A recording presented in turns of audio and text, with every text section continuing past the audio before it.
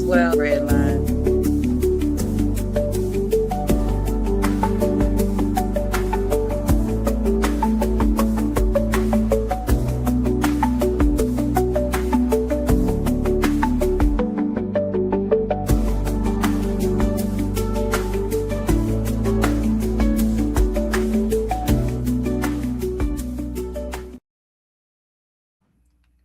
Hello, hello, hello. We are live. We are live. Welcome to the presentation. We'll let Tanika get settled.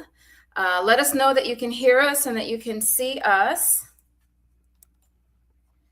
Type something in the chat. I see a bunch of you guys are in here. All right, let's add her back. Hey, Tanika, thank you for joining us today. All right. Okay.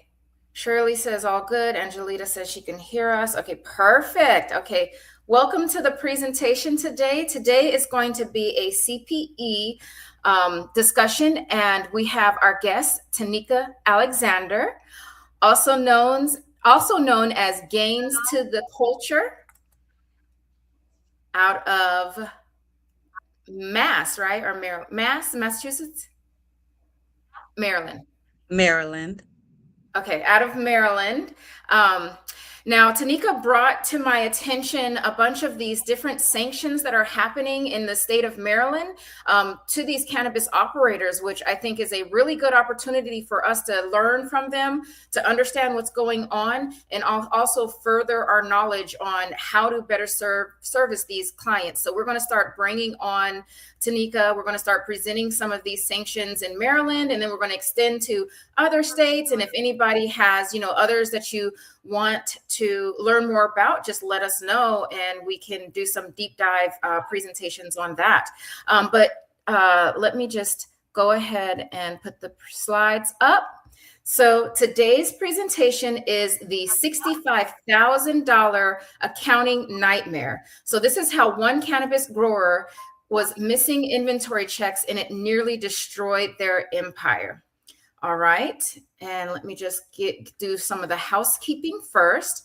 Okay, so this presentation does qualify for CPE credits. In order to get a CPE credit, you must be a member of NACAP Pros. If you need the link, just let me know. Your first month is just $1. You get 1 credit for this presentation. You must be in attendance for at minimum of 50 minutes or more. And you have to answer 3 of the 4 polling questions. Oh, you know what? I've already,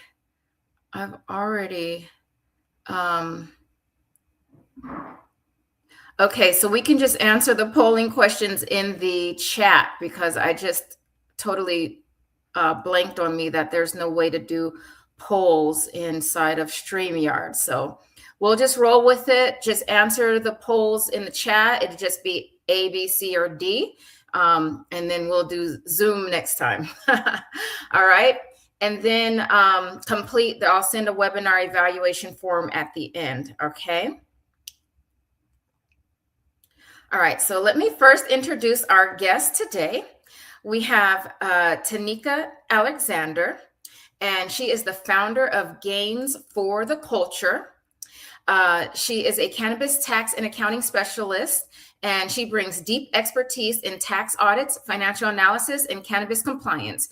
Through Gains for the Culture, she helps underrepresented communities build wealth and stay audit ready in the cannabis industry.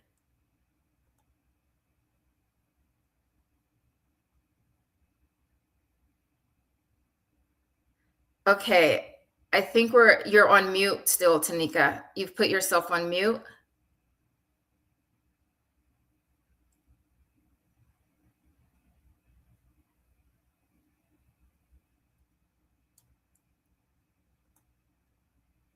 Do you see the microphone at the bottom of the screen?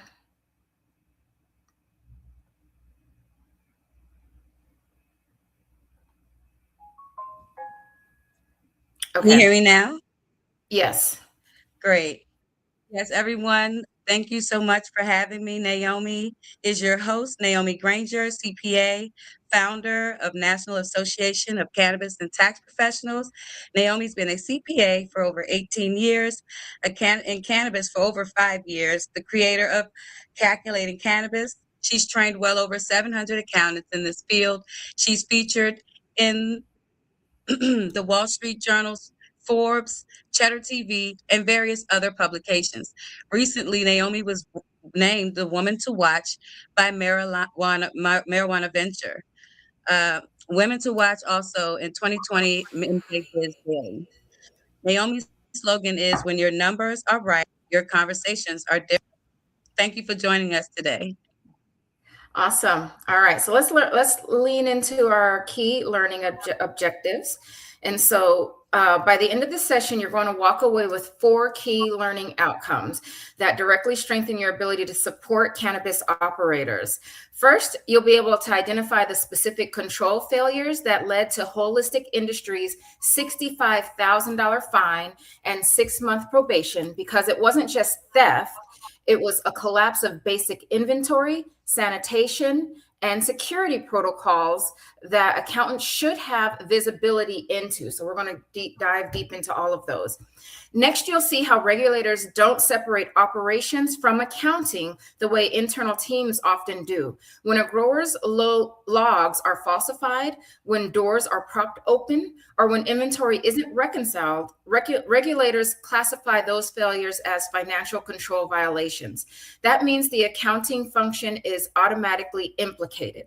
So you'll also understand why having a cannabis-trained accountant overseeing reconciliations, audits, and SOPs and SOP compliance is non-negotiable in this industry. This isn't just about bookkeeping. Elsie Miller saying she lost audio and video. Are you guys not hearing me? Let me know if you guys are hearing and seeing me. Is it just Elsie Miller? Can we get copies? Okay, so if you're, okay, perfect. Okay, yeah. Okay, perfect. Everybody can hear us. So Elsie might need to leave and come. Well, if you can't hear me, might need to drop off and drop back in. Yeah. Okay, thanks for letting her know. Just refresh. Perfect. Okay, so this isn't just about bookkeeping, it's about license protection. A qualified accountant can spot the warning signs that operators often miss. And finally, we'll walk through practical, actionable strategies you can implement right away. Monthly inventory audits, reconciliation logs, variance tracking, and communication checkpoints between cultivation and finance. These steps don't just tighten your accounting process, they prevent this exact type of breakdown that nearly cost Holistic Industries their license. All right, so let's get straight into it. So we're just going to start with helping you guys understand about Holistic Industries. So this isn't, so I've just covered what you will learn. Next is the where it happened. So let's take 1 minute to understand Holistic Industries and the operating context before we walk through what went wrong. All right, awesome. All right, so Holistic Industries. Before we dive into the case, it's important to understand who Holistic Industries is within the cannabis landscape.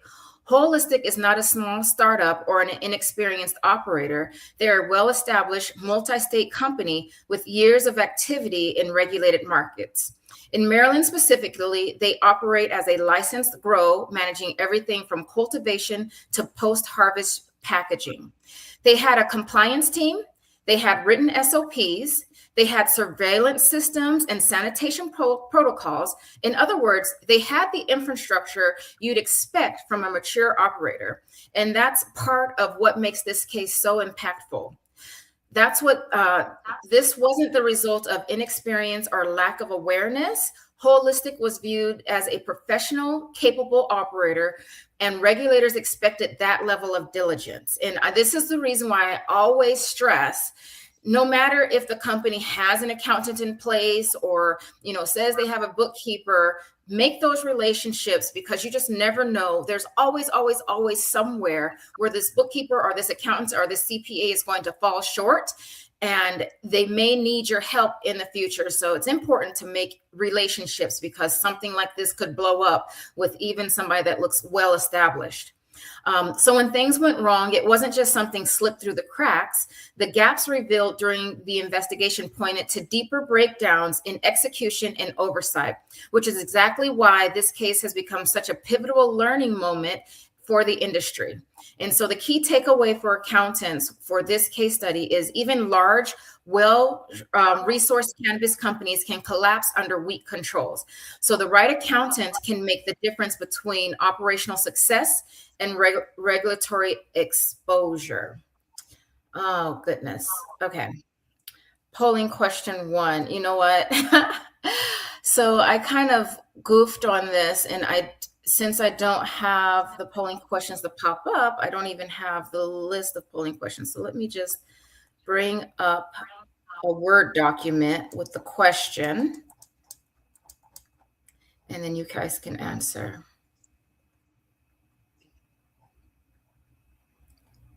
Polling question number 1. Okay. Let's see. Docs.new.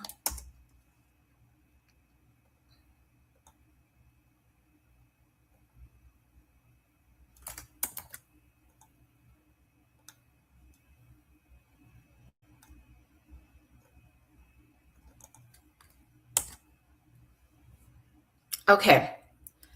Let me know if you guys can see this polling question. Okay. So it's polling question number 1 is, how often does your business perform a full physical inventory count?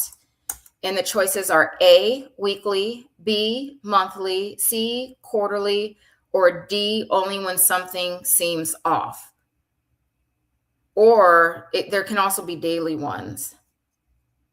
Okay, D, only when something seems off. Okay. We're getting A, weekly, B, monthly. All right. Okay, so I'm going to have this question up for just a few more seconds, give everybody the chance to review. And these slides, I did see a question about the slide deck. They will be in the members area along with the replay of this presentation, but you can only get CPE if you're here live. And if you are not a member, I'm just going to drop this in there as well.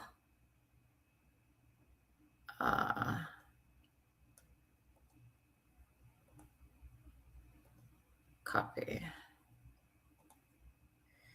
And if you are not a member, feel free to join here for your first month at $1. Okay, cool. I'm going to shut down this polling question, and we are going to move forward with the presentation.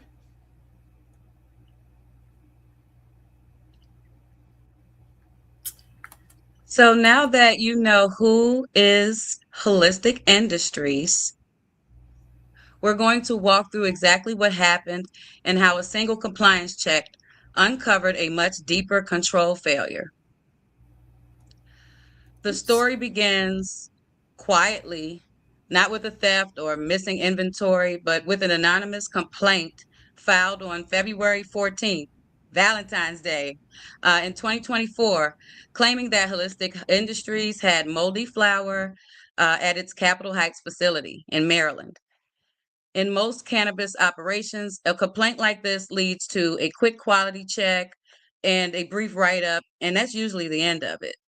However, when the MCA investigator arrived on February 23rd, nothing about the flower itself raised any red flags. No mold, no visible contamination, nothing that matched the complaint. The rooms appeared very clean, and the operation looked normal on the surface. But then the inspection moved to the documentation, specifically the sanitation and maintenance log. And that's where the investigator noticed something that didn't line up with the date of the inspection.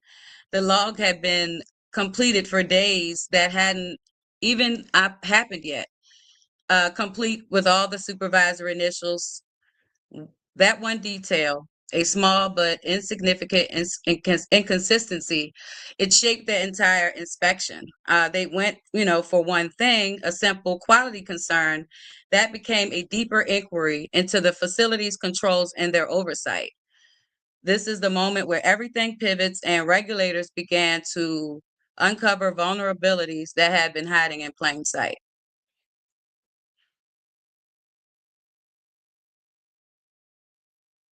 And so Key that key takeaway for takeaway. accountants is that Yes, the key takeaway for accountants is that minor complaints, they can sometimes uncover major control failures. Strong accounting oversight is what keeps small issues from becoming full-blown regulatory investigations.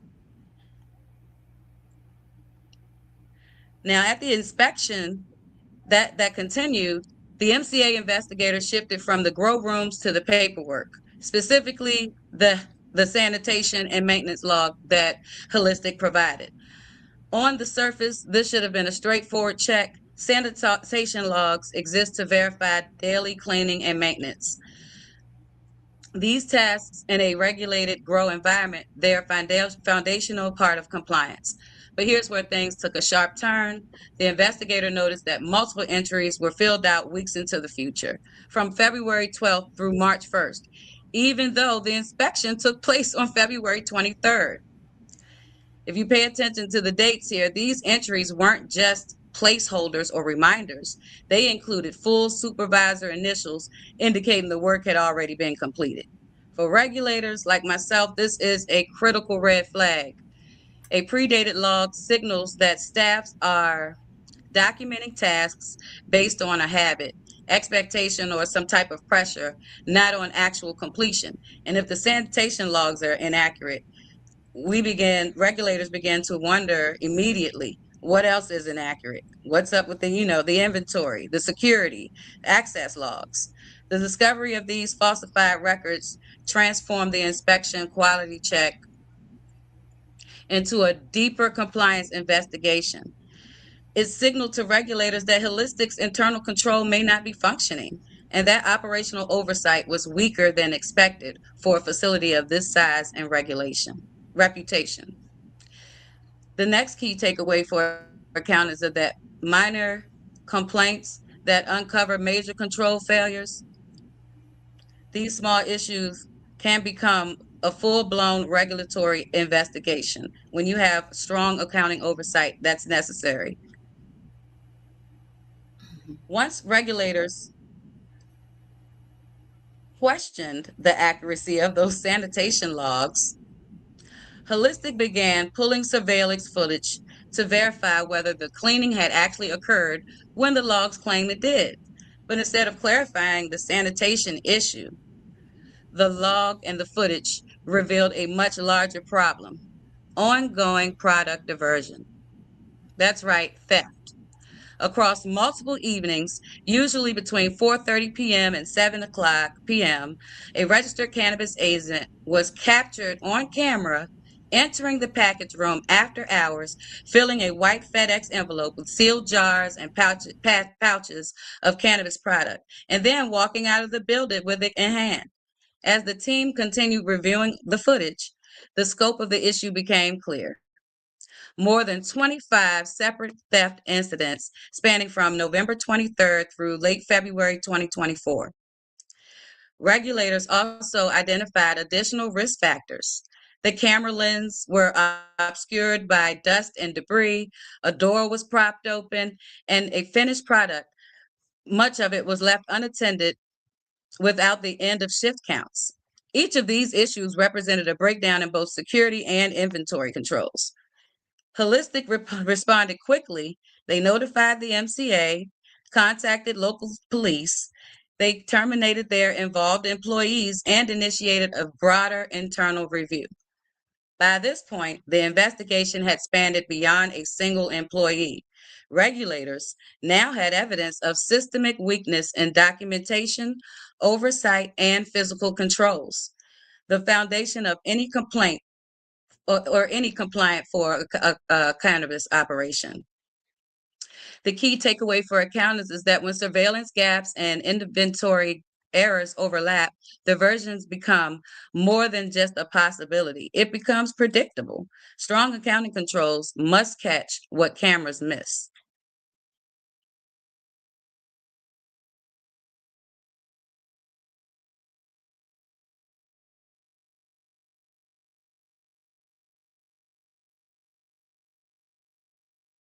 I believe you may be muted, Naomi. Sorry about that. Yeah. Okay. So I'm getting a wow in the chat. Put a one in the chat if you've seen any like small little errors on your client where they may miss one check here, one check there that could explode into something bigger. We're going to dive deeper into how this missed log where they've logged in, hey, we did inventory counts well out 4 weeks out into the future, how that exploded into even more than just a $65,000 fine. There's a lot more around those types of issues besides just the fine you get from the states. Let's see, Angela's saying the fraud have me over here watering at the mouth. This is crazy. All right. Yeah. So this, I mean, there's huge opportunity, and this isn't the only one. You'll see, we're going to come out with a lot more of these cases so that you can see like stuff is happening. And it's always going to happen as long as there's business, as long as there's opportunity, there's going to be these types of risk of fraud. Perhaps we have accountant review docs before sending them to regulators. Yeah. Exactly. So these are some ideas that you can put in place at your clients to help protect your clients and help make them feel more protected and better to sleep at night. And you can reference a case like this. Anybody who's part of the association, we will have the slide deck as well as the court documents that we use to create this presentation saved in the members area with this recording. All right.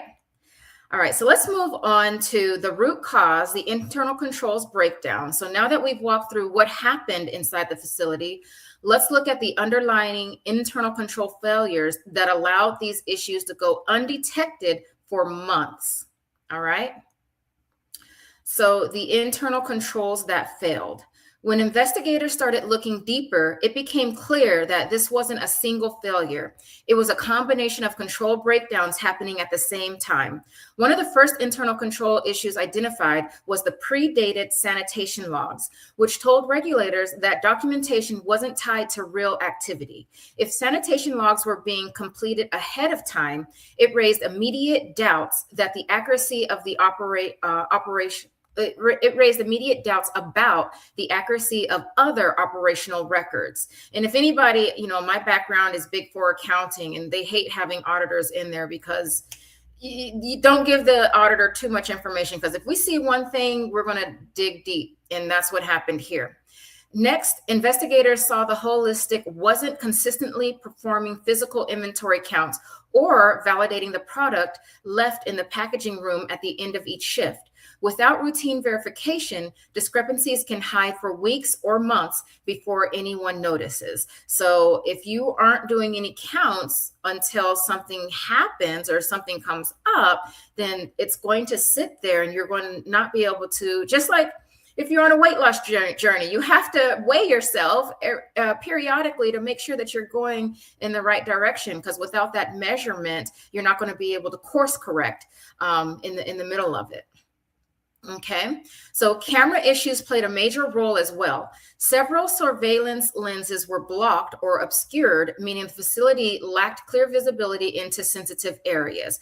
Combined with a propped door and repeat after-hours access, the system that should have prevented or detected diversion simply wasn't functioning. So now this is an area where we as accountants probably would not have visibility in. We're not asking to check the cameras. We're not, that is purely an operational failure and something that the company should have been looking at. So something like that in a propped door, we would not catch, but we could possibly lead the owners to finding that if we are looking at the inventory and seeing that there's some missing inventory in there. All right. So now finally, finished product was sometimes left unattended without end of shift documentation. In a cannabis facility, that's not just an operating labs, it's a direct violation of both security and inventory control requirements. When these weak spots overlap, they create the perfect environment for errors, diversion, and compliance failures to go unnoticed. This slide sets the stage for understanding the accountant's role in catching these issues long before regulators arrive. So the key takeaway for this portion is control failures rarely happen in isolation. Your job is to identify weak spots early so they don't compound into regulatory crisis. Okay. So why the controls broke down? To understand how this situation grew so large, we have to look beyond the individual control failures and examine the underlying culture that allowed them to develop. The first major issue was lack of supervisory oversight. When leaders aren't actively reviewing sanitation logs, verifying end of shift counts, or monitoring camera coverage, staff begins to assume that shortcuts won't be noticed. And if anybody has ever been in a financial statement audit, you know, one of the risks of fraud is opportunity. If there's opportunity to commit fraud, there's guaranteed going to be some fraud committed somewhere. And it starts off small and it gets bigger and bigger and bigger. And so the staff noticing that the leaders were not verifying that, it made them assume that shortcuts won't be noticed, or worse, that shortcuts are actually acceptable. So now they're justifying that, oh, it's okay for me to do this and not to count on time, and nobody's noticing and nobody is reprimanding me for doing it incorrectly. Okay. Now, next, there was an element of compliance. Over time, daily tasks became routine, and it becomes easier for employees to check the box instead of completing SOPs with intention. This mindset is how sanitation logs started getting filled out in advance, or inventory checks got skipped entirely. Training also played a role. Employees weren't consistently held accountable to the specifics of holistic SOPs or Maryland's COMAR regulations. Even if training existed on paper, enforcement was inconsistent. In many facilities, there's unspoken pressure to keep the logs clean or avoid raising issues, and that can lead to employees prioritizing appearance over accuracy. One in the chat, if you've ever been in a situation or seen that situation where it's like, even if the count isn't right, or even if this isn't right, as long as it looks right on paper, then it passes. And so it looks like what they got into the point of. Just make sure that it's signed off and it looks buttoned up, and appearance is more important than it actually being accurate. So finally, perhaps the most important factor, no one followed up on early warning signs. Small discrepancies went uninvestigated, minor deviations weren't documented, and these are the moments when the tentative accountant or compliance manager could have intervened. When early issues were ignored, bigger problems inevitably developed. So this slide sets up the next one perfectly. The accounting team's role in catching these failures before they become regulatory violations. And so the key takeaway here is, when a company's culture tolerates shortcuts, it's only a matter of time before the controls collapse, and accountants must be the voice of discipline and follow through. All right. And then the final slide in this portion is where accounting should have caught it. So from an accounting perspective, the warning signs that holistic industries were not suitable, were not subtle. They were the kinds of discrepancies that would have surfaced quickly through routine reconciliations and oversight. The first and most significant issue was the lack of regular reconciliations between perpetual inventory records and actual physical counts. When those two data sets aren't tied out consistently, you can't detect shortages, overstatements, or product movement that doesn't make sense. Next, the metric data itself wasn't timely or reliable. Untimely or inaccurate entries can hide variances for months, especially when the entries are made after the fact or without proper verification or documentation.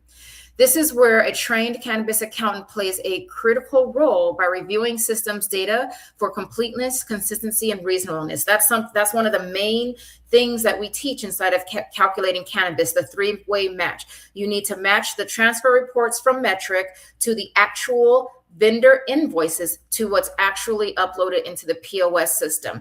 And if you're not pulling the inventory manifest and doing that three-way match and making sure what's entering, and that also helps you with completeness and understanding cost of goods sold within the POS system. So if that's not done, then you're going to miss these types of things. And it looks like that's something that probably wasn't being done at Holistic. So another major gap was the absence of variance logs. Another thing, variance logs. When you do a physical count, we recommend that you do it blind. So that means go out, don't give me, oh, there should be this many pre-rolls, this many concentrates, this much flour, because then that's what I'm going to count, no matter if it's there or not. I'm going to figure out, oh, there's supposed to be 52 pre-rolls and I only have 51. Let me figure out how to make it 52, or the other way around. Oh, there's only supposed to be 51 and there's 52. Okay, let me just pocket this one so that we match. So you don't want your person at the store, the person who's doing the inventory count, to know what should be there. They need to count what's actually there. You need to compare that to what should be there, create a variance log, and then monitor that over time. And then you can start seeing patterns and seeing where things are falling short, why they're falling short, when they're falling short, who's on staff when they're falling short. There's patterns that you can see if you're keeping track of those variance logs. So anytime the physical count doesn't match the system, there should be a documented explanation, follow-up, and a signature. Those logs simply weren't present, which means discrepancies weren't investigated and they were actually ignored. Okay, so there's also a segregation of duties issues, and sometimes I do understand how this could happen. A lot of operators can't afford to have a huge staff. I mean, payroll is the most significant cost on the P&L. I see the chat moving, so I just want to make sure. Okay, cool. I just want to make sure that you guys still hear me. So, payroll is the most significant cost on the P&L. And sometimes it's hard to have a good segregation of duties, but then that's when you have to bring in other people, either have the accountant be the person who knows the true count and doing the variance log. And you just have to pay your accountant a little bit more for that, or have an owner or an investor or somebody who's affiliated with the company to kind of step in and help, or figure out a creative way to have these two staff members do these different issues, and hopefully they're not in cahoots with each other, which is another issue. But you've got to switch it up every so often to make sure that we're catching these things. But there was also a segregation of duties issue. The same individual who handled product were also involved in maintaining records. In a cannabis environment, it's a direct risk because it allows diversion or error to blend into daily operations without accountability.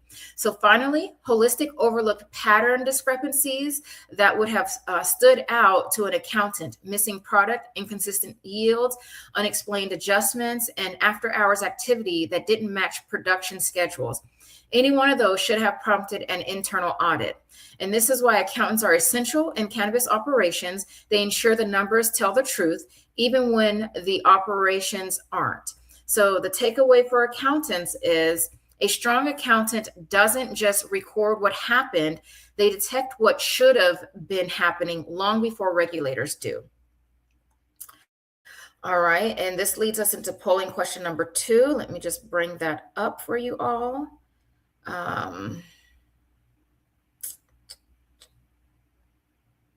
Sorry about that. Here it is. Okay, let's delete that. Polling question number 2. Who is primarily responsible for reviewing and reconciling your cannabis inventory records? Is it your operations or cultivation manager? A, is it B, the accountant or bookkeeper? C, compliance officer? D, no one reviews it consistently? So let us know in the chat, A, B, C, or D. B, B, B.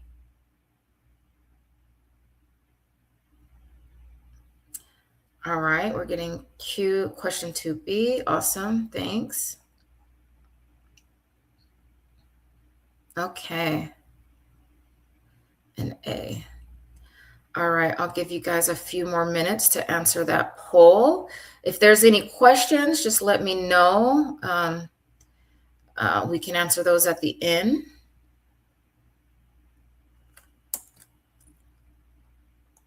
All right. Okay, cool. So I am going to close out this poll and we are going to move on to the rest of the presentation in just a couple of seconds. 5, 4, 3, 2, and 1. All right, let's pop 3 in there for the next, so it'll be ready. Okay, cool.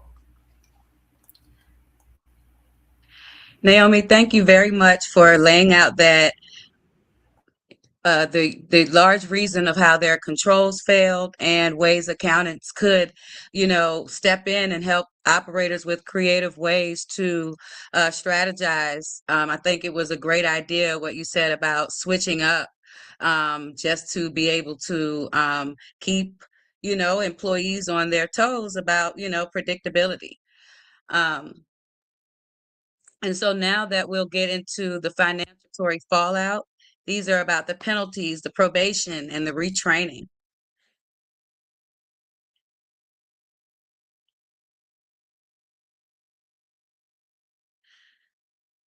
So the financial fallout that followed, costly failures that became, the $65,000 fine is the headline number, but it represents only a fraction of the true financial impact. The moment diversion was identified, Holistic had to mobilize an internal investigation, pulling managers off their normal duties, involving legal counsel, reviewing footage against across months, and preparing a formal report for regulators, the MCA. The labor, and the professional service costs, they accumulate quickly. Then came the staffing fallout. Multiple employees were terminated, including the facility director and the agent responsible for diversion. Replacing those roles, especially with qualified candidates in compliance, inventory, and operations, this carries significant recruiting, onboarding, and training expenses. Holistic also had to retrain staff on the sanitation, the inventory, and security standard operating procedures. Large-scale retraining efforts are expensive, they disrupt the productivity, and often require outside expertise. On top of that, the company had to absorb the value of product loss, plus any write-offs resulting from the inventory discrepancies that surfaced during the reset. Key takeaway for accountants is that weak controls don't just trigger fines, they drain the resources, disrupt operations, and create costs that far exceed the penalty itself.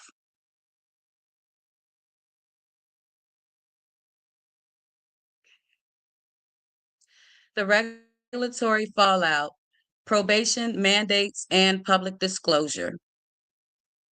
The regulatory fallout from this case was significant and far reaching. Holistic Industries the grower was placed on a 6-month probation, signaling to the industry that the MCA viewed the violations as a systemic rather than isolated events. Probation comes with heightened security, mandatory reporting, and the expectation of flawless compliance going forward. Talk about pressure, right? Regulators also required comprehensive metric retraining for key management staff, including cultivation managers, the packaging managers, the compliance personnel, and operations leadership. Each individual had to complete multiple metric courses and pass associated quizzes with an 80% or higher score. These mandates weren't optional. They were conditions for maintaining this license. In addition to this, Holistic was required to provide monthly inventory reports directly to the MCA. This type of ongoing oversight adds operational pressure and administrative workload, as it means any future discrepancies would immediately be visible to the regulators. The consent order, It also included requirements around the surveillance improvements needed, updated SOPs, and retraining across sanitation, inventory, and security functions. And because those enforcement actions are public, you can check them out yourself. The case became part of Holistic's regulatory history, something investors, partners, and potential inquirers, they pay attention to this. This level of regulatory response shows how seriously Maryland treats control failures, especially when documentation, security, and inventory systems all break down at once. The takeaway for accountants is that once regulators, once we lose confidence in a facility's controls, probation becomes a full-time audit, and only strong accounting systems can restore the trust. Awesome. Thanks so much, Tanika, for that. Let us know in the chat, like, what do you guys think about that? I mean, we're thinking, we see all these headlines and like, oh, they're fined $1 million, they're fined 50,000, they're fined 100,000, whatever. But do you ever think about how much more it costs? Retraining, hiring, firing people, more scrutiny. It was just a lot. The loss that they just incurred, the loss of inventory, all the stuff that happened is significant, and it's not worth it. It's worth it to pay an accountant to get it right the first time. And so that's kind of your value proposition as an accountant going in, is like, hey, I mean, you can skimp on your accounting fees, but it's going to cost you a lot more if things start to go wrong. All right. Let's see. Yeah, definitely. You don't want to ruin the reputation, especially if you're trying to get money, which every cannabis operator is trying to do. Okay, so now let's move into something that's more relevant to the accountants on the call, and then we're also going to do lessons for operators. So if there are operators on the call, we'll do that as well. But with the financial and regulatory consequences now clear, let's shift to the most important part of the case: what accountants must learn from this incident to prevent it from happening to their clients. Okay. Okay, so and Angela is saying quantifying the end result is crucial to make sure they see the value in what we do. Absolutely. Absolutely. It's much bigger than just getting a fine or a slap. You're definitely not getting a slap on the wrist in this industry. You just got to be perfect around these parts. Okay, so the accountant's role in internal controls. One of the most important lessons from Holistic is that accountants don't need to review sanitation logs or watch security footage, but we absolutely depend on strong operational controls to produce accurate financial data. If the inventory logs, access controls, or cash handling processes are weak, then the financials will always contain blind spots. Your role as an accountant is to ensure the information you receive is complete, timely, and trustworthy. Monthly inventory tie-outs are essential. When system quantities don't match physical counts, or when adjustments appear with no clear explanation, those are early warning signs that the underlying controls are breaking down. You don't need to inspect the logs, but you do need to question the quality of the data behind the numbers. Accountants also play a leadership role in requiring SOPs that support clean financial workflows. Clear chain of custody processes, timely data entry, accurate inventory movement, documentation. All of these are operational behaviors that directly impact your ability to reconcile and report accurately. And finally, accountants must evaluate segregation of duties. When the same person handles product or cash and enters the data, the risk of error or diversion increases dramatically. Even without reviewing operational logs, this structural risk should be obvious from the financial patterns. Holistic shows us that financial red flags always surface: late entries, repeated adjustments, unexplained shrink, odd timing, and data inconsistencies. Your job is to act on these early to prevent regulatory issues from ever reaching the MCA or whoever is the regulator in the state that you operate in, work in. So the key takeaway for accountants is you don't need to monitor operations. That's absolutely not our job, but you must demand reliable controls, because accurate documentation is impossible without accurate inventory and cash data. And just from experience, from my own client experience, I've noticed that when I'm looking at cash and I notice that something like the cash per the POS system that they took in and the cash deposited into the bank account is not matching, and I start asking questions as the accountant, things start to match after that.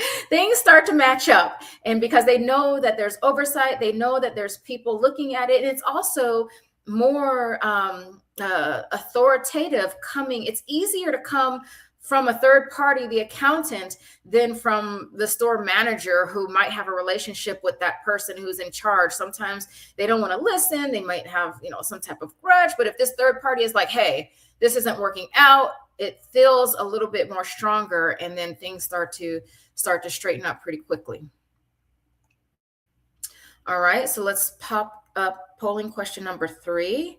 And let me know, in your experience, have you had those issues where, you as the accountant start to question things, and when you talk to the team, things start to work out properly after that? So what's your biggest challenge when reconciling metric or seed to sale data with accounting records? A, timing differences between physical and system entries. B, missing or inaccurate data from the cultivation team. C, limited understanding of how to reconcile metric to QuickBooks or their ERP, enterprise resource platform or program.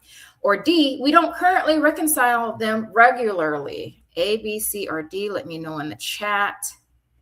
Question 3B, okay, B, missing or inaccurate data from the cultivation team. Yeah, that's a good one. Limited understanding, yeah. If you have limited understanding, we do have some of that in our training. Okay. I'm just looking at the chat to see if there's any questions. Okay, so yeah, we've already touched on those comments. Give you guys a few more, 10 more seconds to answer that. And then we are going to wrap this up with the lessons for operators and in the conclusion, a couple more slides, so we should be right on time. Yes, C. Limited understanding of how to reconcile. All right. Well, we can look into that. We do have some metric training available to you. Okay, so I'm going to shut this down now, and we're going to move on to the next section. Lessons for operators.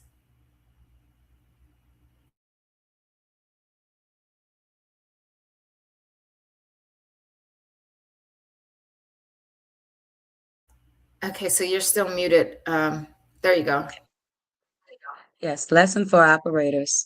Now that we've covered how accountants safeguard the numbers, let's turn to what operators must do on the ground every day to keep those controls and their license fully protected. So as Naomi highlighted earlier, compliance does have a cost. And so in order to protect your license, you have to have these type of practices. From the operator's perspective, the holistic cakes highlight how essential it is to create a culture where compliance isn't just written, it is a lived experience. Overall, the concept of trust but verify needs to be an operational mantra. Every SOP should be followed consistently. Holistic had SOPs, they just did not follow them. And every process should have a built-in checkpoint that confirms that the work was done, documented, and aligned with regulatory expectations. Operators also need to foster a culture of accountability. Employees should understand not just what to do, but why each step matters. When staff know what sanitation records, access procedures, end of shift counts, and documentation tie directly to licensing risk, the compliance becomes part of the organization's identity, not some afterthought. Routine internal audits make an enormous difference. The monthly walkthroughs, inventory checks, camera reviews, and cross-department sign-offs help you catch issues long before they escalate. These aren't just accounting tasks, They're operational safeguards. Operators must prioritize the chain of custody practices and end of shift product verification.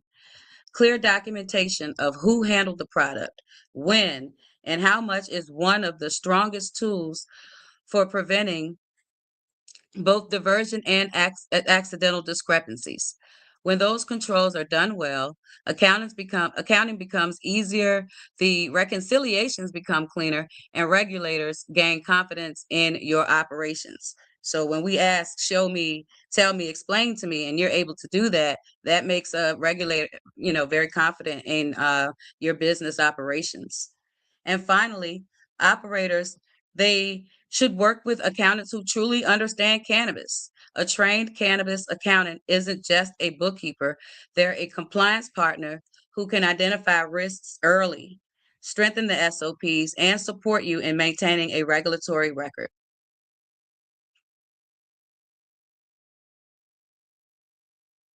The key takeaway for accountants here is that strong operations don't happen by accident. They're built through daily discipline, clear oversight, and a partnership with cannabis trained accounting professionals. Now we'll move on to building a preventive framework. A preventive framework is what separates reactive operators from mature, well-controlled cannabis businesses.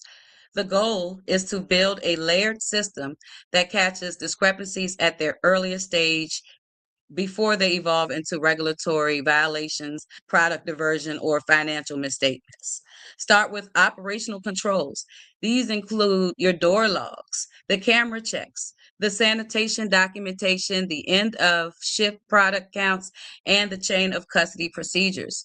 These are the frontline behaviors that create reliable data and reduce opportunities for diversion or error. Next are the accounting controls, which acts as the truth checkers, monthly inventory tie-outs, the variance logs, review of adjustments, and data reconciliation across metric, internal systems, and financial records. They all ensure that these numbers reflect reality. If the operational layer misses something, the accounting layer can catch it. The third layer is your compliance controls, policies, SOPs, the audits, and alignment with COMAR requirements. To keep all three layers functioning, implement monthly mini audits. These don't need to be full-blown investigations, just structured, recurring reviews of key risk areas, the inventory, access, data entry, documentation, and surveillance coverage. Think of them as early detection scans that help you identify small issues before they escalate. And finally, preventive frameworks only work when communication is strong. So communicate with your accountant, your team. Cultivation, post-harvest accounting, and compliance must share information, review discrepancies together, and sign off on critical processes. This multi-lens view is what creates a real operational integrity. The key takeaway for accountants is that prevention is the most cost-effective compliance strategy. Layered controls, they catch small issues early and protect your license long before regulators arrive. All right, awesome. Thanks so much for that, Tanika. I'm going to jump into the fourth and final poll. Let me just paste it in here. Okay, question number 4. If an employee theft occurred in your facility today, how confident are you that your controls would catch it quickly? A, very confident, we'd catch it immediately. B, somewhat confident, we have procedures, but they're not always followed. That's B. C, not very confident, we rely mostly on trust and cameras. Or D, not confident at all, this case could easily happen to us. Okay, A, B, C, or D, let us know. And after this, we will do our conclusion and let you guys out on time today. Okay, so I'm getting B, somewhat confident. I got one A. Let's see. Awesome. I like seeing the A's. Did I get any D's? If there's any D's, make sure you contact me directly so that we can get some stuff in place, me or Tanika. All right. Okay, I'm going to shut this down in 5, 4, 3, 2, and 1. All right, so that is it for the polling questions. Sarah, okay, so in conclusion, as we close, let's bring everything back to the 4 learning objectives we started with and confirm how this case study delivered on each one. First, we identified the precise control failures that led to Holistic Industries' $65,000 fine and 6-month probation, falsified sanitation logs, blocked cameras, missing inventory checks, and gaps in the end of shift counts. These were the operational cracks that regulators classified as control failures. Next, we demonstrated how Maryland regulators connected those operational issues directly to accounting and compliance standards. In cannabis, there's no separation between operations and accounting. When logs are inaccurate or when product movement doesn't match the system, regulators view that as financial control problems. We also reinforced why trained cannabis accountant is essential. They might cost a little bit more, but you want a cannabis accountant running your accounting division of your operation who is also trained. They don't just say I'm a cannabis accountant, but they actually understand that the MCA is involved and there's these different regulations and there needs to be inventory controls and cash controls in place, and they can speak your language and they actually understand. They know what metric is. They know what seed to sell, track and trace is. Like, there's a lot of people who will just say I can, and if you reach out to me, I can give you a list of questions to ask your next accountant to make sure that you're hiring somebody who actually understands your industry. Because their job isn't just to reconcile numbers, it's to verify the quality of the data behind those numbers. A qualified accountant can spot discrepancies, structural risk, and process failures long before they turn into regulatory violations. And finally, we covered specific actionable strategies that any operator or accountant can implement immediately: monthly inventory tie-outs, variance reviews, workflows, segregation of duties, documentation standards, and layered control frameworks. These steps create a strong defense against the very risk that nearly cost Holistic its license, and maybe it did, who knows. But with that, that is the end. Let me know. We just have a minute or two. If there are any questions, we can try to tackle those. But if not, I will be sending out a survey at the end of this. Just complete that survey and you will get your CPE credit. And the credit is available to any member of NACAP Pros. And I will drop the link again in the chat if you would like to join. The members area will have the replay, as well as the case, the actual court case, so you can read it for yourself, as well as the slide deck. So any last minute things, Tanika? I just want to thank you again, Naomi, for letting me sit on here with you today to break down the case of Holistic Industries and the accounting failures that the MCA found, sanction worthy. And I'd like everybody to follow me either on my LinkedIn page, Games for the Culture, or on Instagram, Games with the number 4 the Culture. Okay, awesome. And then just stay tuned for the announcements. We are doing another CPE in February. It's going to be a Thursday, February, I think the 12th. Don't quote me on that. It's either the 12th or the 19th, but I'm pretty sure it's the 12th. And it's going to be about the rescheduling announcement that was made by our current president. And we're going to debunk some of those things and deep dive into what you should do with your current clients. So if you're not on the mailing list, send me an email. We'll make sure that you get access to that, the link to register for that. Yes, so the CPE certificates will be emailed. We will verify attendance, we will verify the polling questions, and we'll also verify your membership with the association, and then you will get a certificate within, give us a couple of days it's going to be a little bit more manual work since I use StreamYard instead of Zoom. So give us a few days, but you should get it by this time next week. All right. All right. Thank you, everybody. Take care.